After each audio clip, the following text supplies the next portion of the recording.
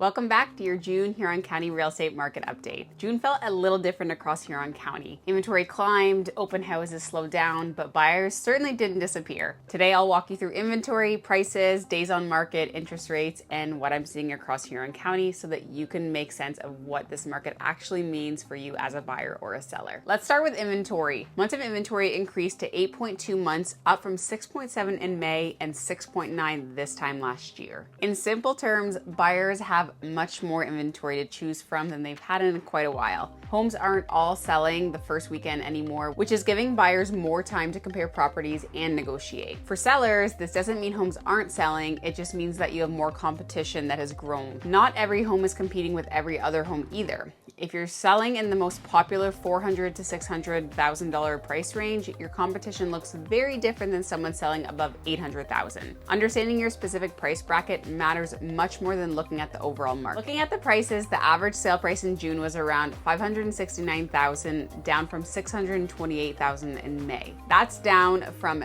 $589,000 last June. The median sale price came in around $518,000 compared to $545,000 last month, but still above $500,000 a year ago. Remember that Huron County includes everything from cottages, rural properties, to townhomes and acreages, and also single-family residential. With a relatively small number of monthly sales, average prices can move quite a bit depending on what sold that month. A good trend to look at is where the buyers were last month. Nearly 40 homes sold between $400,000 and $600,000, making it the busiest price range in June. If your home falls in that price range, pricing strategy matters more than ever. Buyers know they can negotiate, but many won't even book a showing if they feel that the home is obviously overpriced. With more inventory available, they're spending more time on the homes that already feel like good value. Homes sold in an average of 49 days, improving from 66 days in May and almost identical to 48 days last June. That tells me that buyers are still making decisions when the right home comes along. One thing I've noticed is that listings sitting on the market often aren't sitting because buyers aren't looking. They're sitting because buyers have become more selective. If your home doesn't feel like the best value compared to similar listings, many buyers won't even schedule a showing, let alone book a second showing that often leads to the offer. On the financing side, the Bank of Canada held its policy rate steady on June 10th, keeping the overnight rate at 2.25%.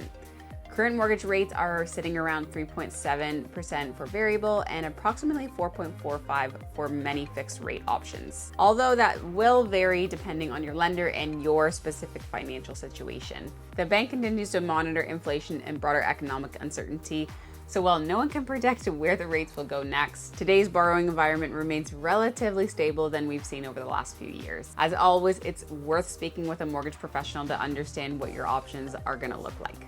Overall, June felt like an interesting mix. Inventory has grown, open houses have generally been quieter, at least for mine, and many families have shifted into summer mode earlier than usual. It almost feels like an August market. Even with that seasonal slowdown, 81 homes sold in June, which is only slightly below last year's 84 sales. That tells me that buyers haven't disappeared, they're simply taking more time to make decisions. For buyers, this creates opportunities to negotiate not just on price, but on conditions, closing dates, and other terms that may be just as valuable. For sellers, today's market rewards realistic pricing and understanding where buyers see the value. Every market creates opportunities. They just look different depending on your personal situation. Whether you're buying your first home, upsizing, downsizing, looking for a cottage along Lake Huron, or rural properties across Huron County, your strategy should match today's market, not last year's. If you'd like some help understanding what these numbers mean for your own plans, I'd be happy to chat. You'll also find buying and selling resources, my newsletter, and much more Huron County market updates linked below. Thanks so much for watching, and I will see you again in next month's update.